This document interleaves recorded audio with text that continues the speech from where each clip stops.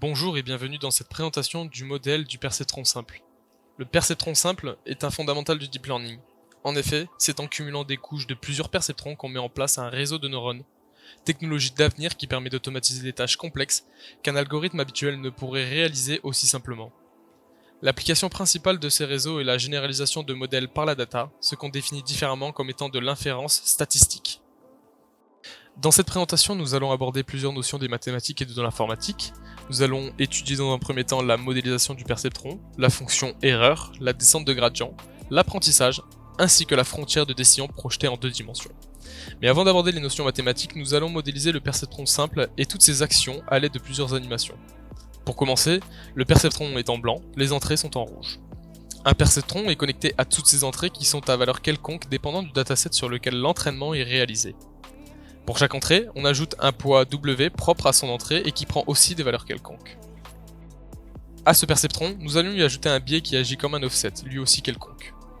Ensuite, nous allons calculer sigma en bleu qui représente la somme pondérée des entrées X par les poids W. À cette somme, on y ajoute le biais du perceptron à la fin, et on obtient une valeur de sigma pour un unique vecteur des XK. Autrement dit, il existe autant de sigma que de vecteurs d'entrée pour des poids constants. À la suite de la sortie du perceptron représenté par sigma, on ajoute une fonction d'activation qui nous permet de calculer l'image de sigma par la fonction d'activation. Il existe de nombreuses fonctions d'activation comme la très connue RELU, qu'on définit de la façon suivante, ou encore la fonction sigmoïde qui est un cas particulier des fonctions logistiques de Verhulst. Chacune de ces fonctions possède des propriétés différentes, mais nous favoriserons la fonction sigmoïde dans le cadre d'une classification binaire.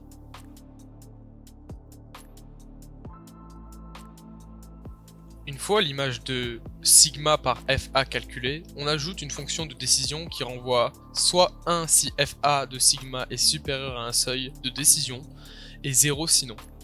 Le seuil de décision, ou Threshold Decision Boundary, dépend de la fonction d'activation choisie. Par exemple, pour la fonction sigmoïde, le seuil de décision est défini à 0,5, donc FD de FA sigma vaudra 1 lorsque FA sigma sera supérieur à 0,5. On peut observer les valeurs que prennent la fonction d'activation sigmoïde ainsi que les valeurs de la fonction de décision. Bien, désormais que le modèle soit posé, nous pouvons passer à la modélisation mathématique. Commençons par considérer les données d'entrée qui sont représentées par une matrice de m lignes et n colonnes. Cette matrice X représente le dataset sur lequel l'algorithme va s'entraîner.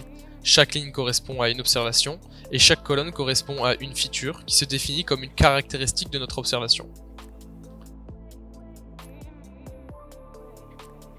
Il y a donc m observations et n features. Il faut ensuite définir notre cible qu'on appellera le vecteur y et qui possède une valeur cible par observation. Il y a donc m composantes toutes comprises dans l'ensemble 0 ou 1 puisque nous allons classifier de façon binaire nos données.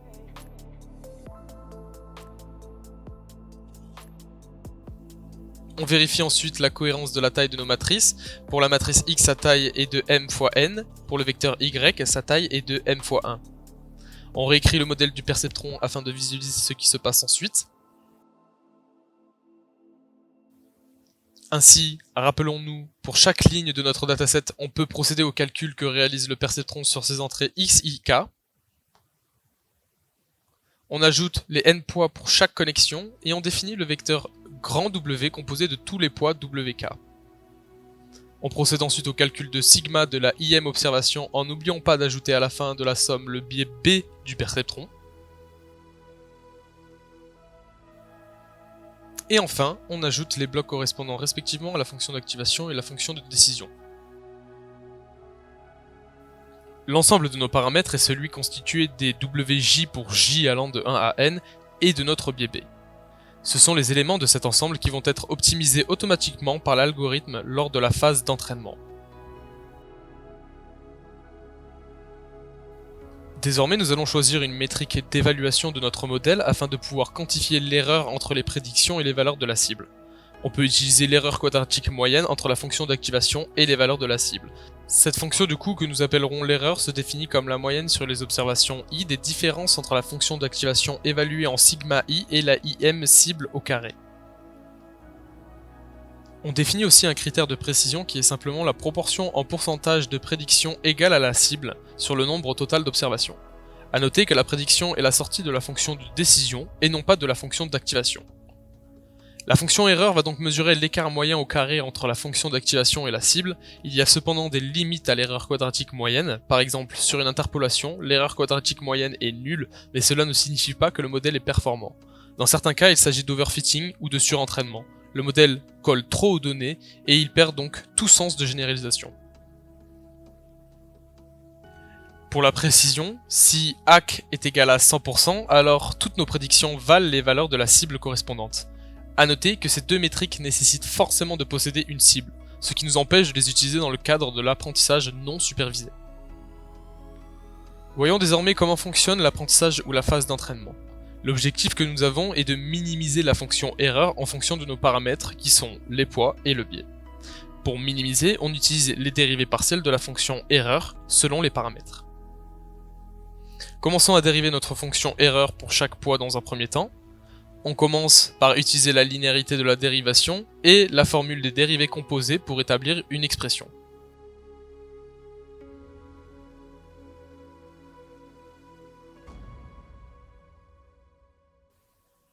On a donc que la dérivée partielle de l'erreur selon WR vaut 2 fois la moyenne sur I de FA sigma I moins YI fois la dérivée partielle de la fonction d'activation selon WR évaluée en sigma I.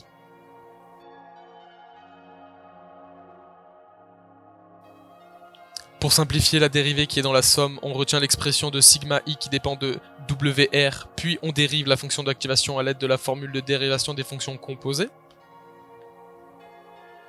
Notre dérivée de la somme n'est donc plus qu'un simple produit de fonctions dérivées. On peut rapidement calculer la dérivée de sigma I en fonction de WR afin d'obtenir l'expression suivante.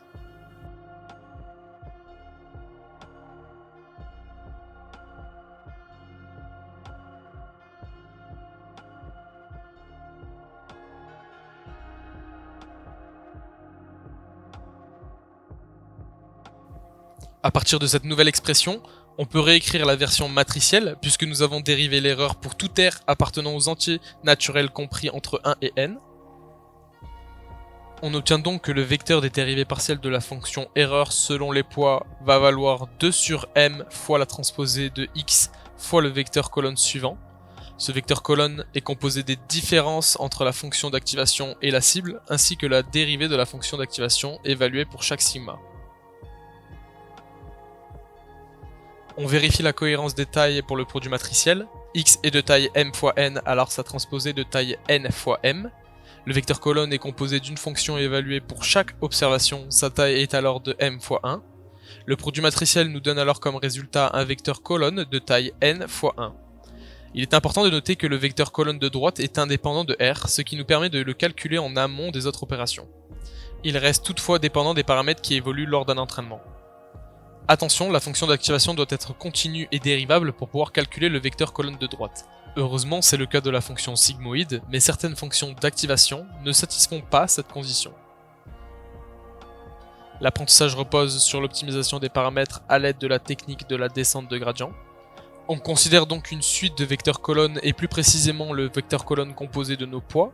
La descente de gradient se traduit par l'équation pour tout m appartenant aux entiers naturels. On a grand Wm plus 1 est égal à grand Wm moins alpha fois le vecteur colonne des dérivées partielles de l'erreur.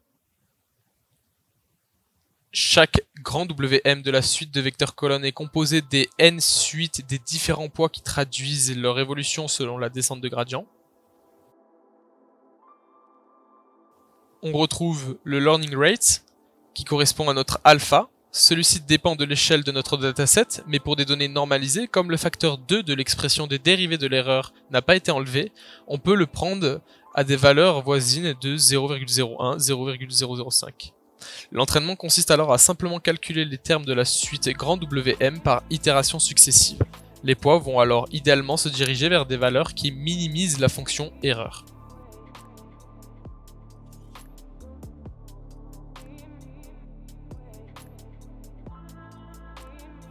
Pour le biais, on agit de façon identique.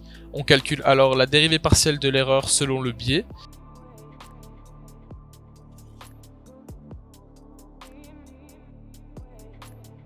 et on itère sur la suite des biais par la technique de la descente de gradient.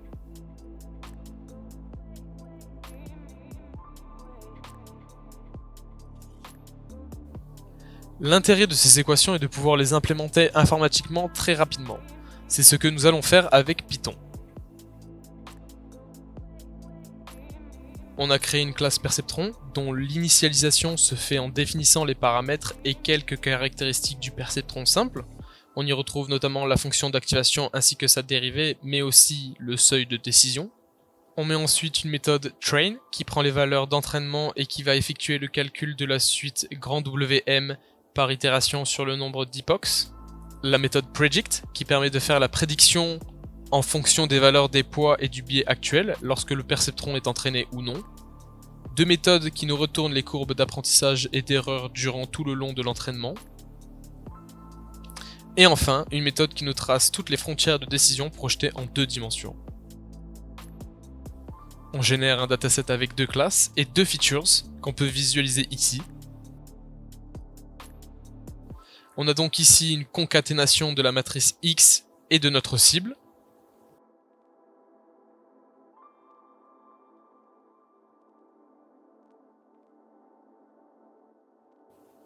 La distribution générée est la suivante. On voit bien qu'une frontière de décision n'est pas forcément évidente à tracer.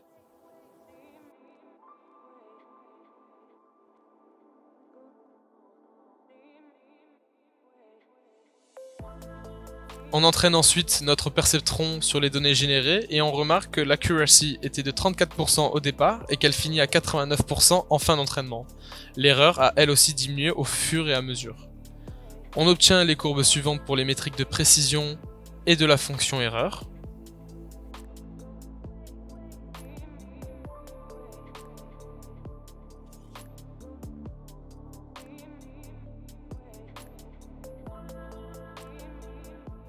Et enfin, on trace la frontière de décision pour observer comment notre modèle a placé cette frontière.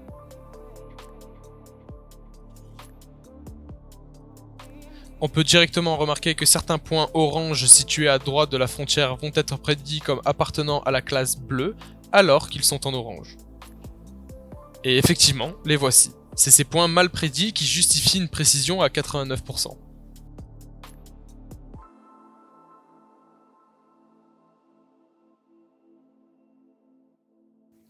On peut aussi visualiser l'évolution du biais.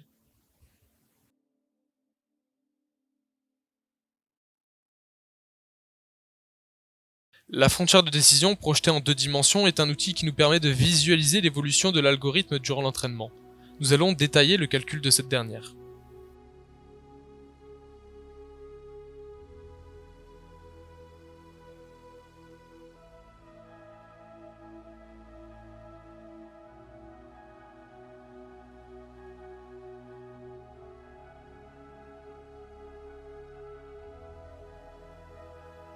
Pour commencer, on choisit 2 features sur lesquelles nous allons projeter nos données. On choisit donc FQ et FP et on schématise en guise d'exemple ce qu'on souhaite réaliser.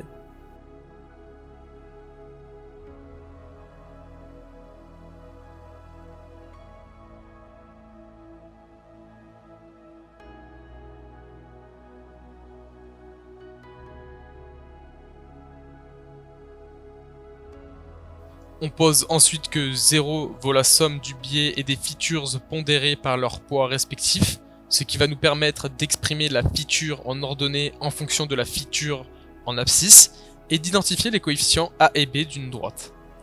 On rectifie une petite confusion dans la notation et on peut ensuite tracer la frontière de décision.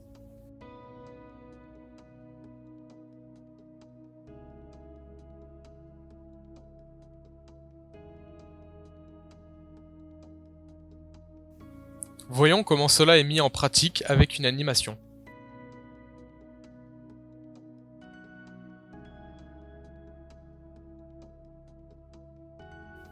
On voit que la droite évolue vers une position séparant optimalement les 2 classes de données.